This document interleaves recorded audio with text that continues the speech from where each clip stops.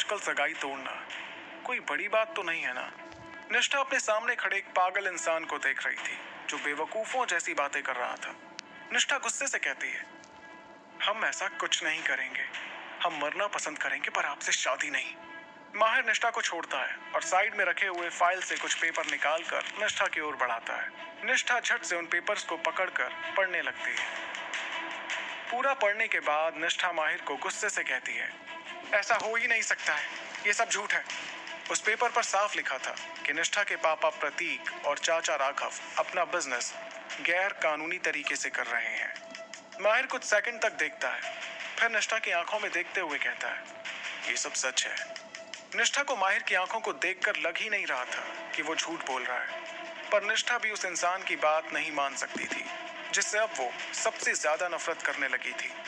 निष्ठा कहती है, आप झूठ बोल रहे हैं, मेरी फैमिली ऐसा कुछ नहीं कर सकती है।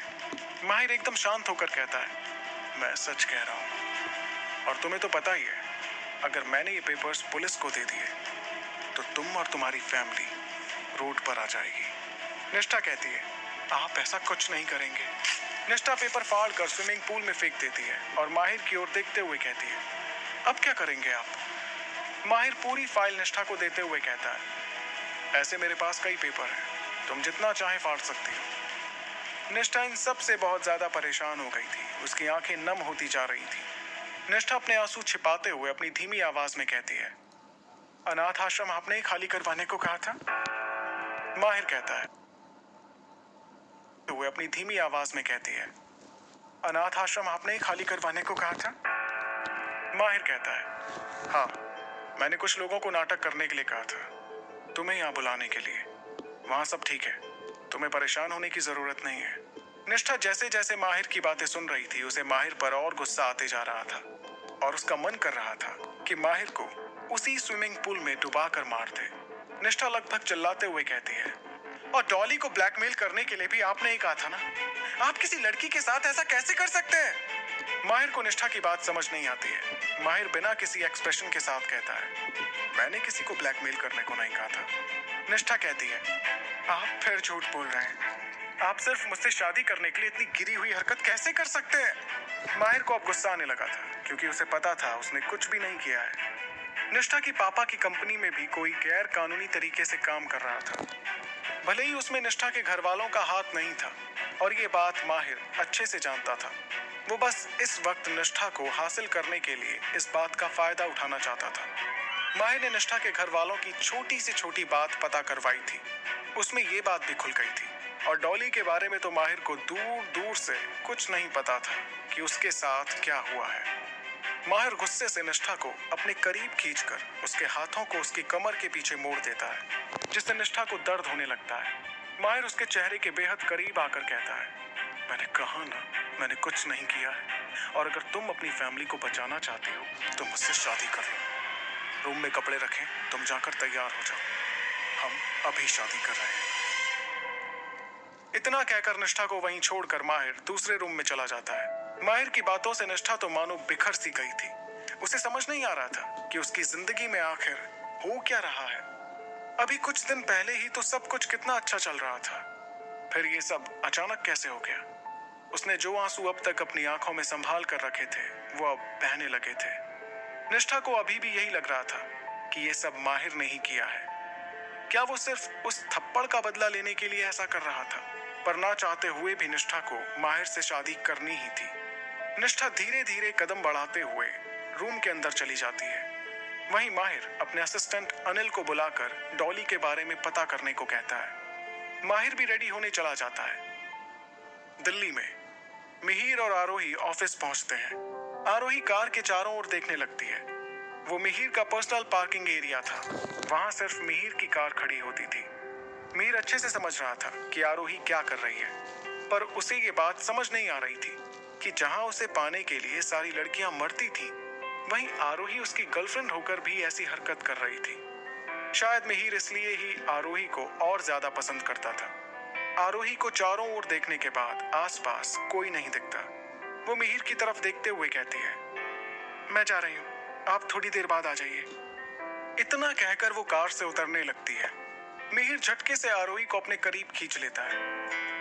आरोही थोड़ा डर जाती है। मिहिर आरोही की आंखों में देखते हुए कहता है, मैंने तुम्हें जाने के लिए कहा।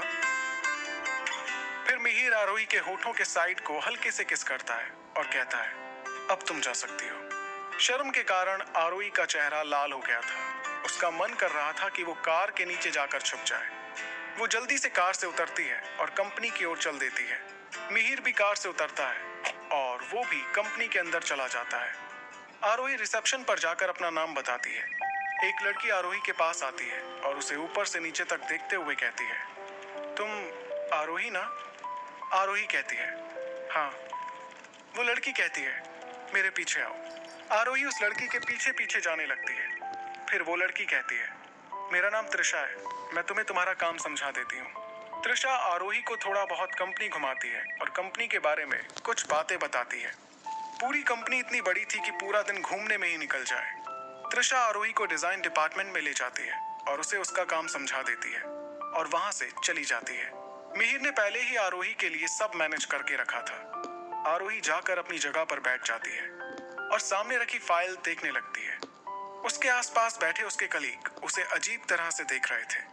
आरोही उन पर ध्यान नहीं देती और अपने काम में लग जाती है।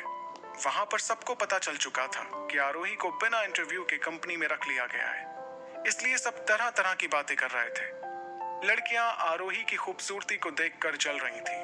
वहीं लड़कों की नजर बार बार आरोही पर जा रही थी। कुछ देर बाद आरोही का फोन जोर से बजता है। आरोही बिना देखे ही जल्दी से फोन उठाती है। आरोही धीरे से कहती है, हेलो। दूसरी तरफ से मिहिर कहता है, मैं तुम्हें बहुत मिस कर रहा हूँ, मुझे तुमसे अभी मिलना है। आरोही तो मिहिर की बात सुनकर अपनी सीट से गिरते गिरते बची थी। वो अपने आसपास देखते हुए जल्दी से ठीक से बैठती है। वो इंसान सच में पागल हो चुका था। आरोही खुद को संभालते हुए धीरे से फुसफुसाकर कहती है, हम अभी 1 घंटे पहले ही तो मिले थे, मुझे आपसे अभी नहीं मिलना है। और मिहिर बीच में ही कहता है, तुम मेरे केबिन में आओ, नहीं तो मैं वहां जाऊंगा। इतना कहकर मिहिर फोन रख देता है। आरोही को अब मिहिर के ऊपर बहुत गुस्सा आ रहा था। वो वहां से उठती है और लिफ्ट की ओर चल देती है। वो टॉप फ्लोर का बटन दबाती है। आरोही खुद से कहती है, वो शैतान कंपनी का बॉस है, इसका मतलब कुछ भी करेगा क्या? वो इंसान समझता क्यों नहीं है? अगर किसी ने मुझे देख लिया, उससे मिलते, तो वो लोग क्या सोचेंगे? एक छोटी सी एम्प्लॉय का क्या काम प्रेसिडेंट ऑफिस में? लिफ्ट का दरवाजा खुलता है। आरोही बाहर आती है। सामने मिहिर का असिस्टेंट विजय खड़ा था। विजय रिस्पेक्ट के साथ कहता है, मैम, सर आपका केबिन में वेट कर रहे हैं। आरोही परेशान होते हुए कहती है, देखिए आप मुझे मैम मत कहिए, किसी ने सुन लिया तो पता नहीं क्या होगा। विजय कहता है, पर मैम सर को पता लगा तो मेरे लिए ये अच्छा नहीं होगा। आरोही कहती है, मैं कह रही हूँ ना, वो कुछ नहीं करेंगे और आप मुझे आरोही कह सकते हैं। विजय कहता है, ठीक है, आप मेरे पीछे आइए। आरोही विजय के पीछे पीछे जाती है। विजय आरोही को मिहिर के केबिन के आगे छोड़ देता है। आरोही डोर नॉक करती है। अंदर से कोल्ड और मैग्नेटिक आवाज आती है, प्लीज कम। आरोही डोर खोलकर अंदर आती है। उसे कोई नहीं दिखता। वो चारों ओर देखने लगती है। केबिन काफी बड़ा और सुंदर लग रहा था। वो पीछे मुड़कर जाने लगती है कि तभी मिहिर पीछे से आकर आरोही को दीवार से सटा देता है। आरोही अचानक ऐसे होने से डर जाती है। फिर वो मिहिर को गुस्से से घूरने लगती है। मिहिर आरोही के गालों को किस करते हुए प्यार से कहता है, मिस यू। मिहिर आरोही के गुस्से से हो रहे लाल चेहरे को देखते हुए फिर कहता है, क्या हुआ तुम्हें? तुम्हारा चेहरा इतना लाल क्यों हो रहा है? आरोही गुस्से से कहती है, आपका दिमाग तो ठीक है ना? अभी कुछ देर पहले ही तो हम मिले थे और आपने मुझे अब यहाँ बुला लिया। आरोही की बात सुनकर मिहिर के एक्सप्रेशन एकदम से चेंज हो गए थे। मिहिर ऑर्डर देने वाले लहजे में कहता है, मैंने तुम्हें अपनी कंपनी में इसीलिए रखा है ताकि मैं तुम्हें हर वक्त देख सकूं। इसलिए मैं जब चाहूं तुम्हें मेरे पास आना होगा। आरोही अपने सामने खड़े एक पागल इंसान को देख रही थी जो उसके लिए दिन ब दिन पागल होता जा रहा था। मिहिर की बात सुनकर आरोही के मुंह से तो कुछ शब्द ही नहीं निकल रहे थे। उसके शब्द जैसे उसके गले में ही अटक गए थे। मिहिर खुद को शांत करते हुए कहता है, मैं अभी जरूरी मीटिंग में बाहर जा रहा हूँ, मुझे टाइम लगेगा, तुम खाना खा लेना ताकि बाद में मुझे खिलाना ना पड़े। आरोही मिहिर की बातों को अच्छे से समझ रही थी। आरोही बस हाँ में सिर हिलाती है। मिहिर आरोही को गले से लगाता है और उसके बालों पर किस करते हुए कहता है, ठीक है, मैं चलता हूँ। इतना कहकर मिहिर केबिन से बाहर चला जाता है और आरोही उसे जाते हुए देखती है।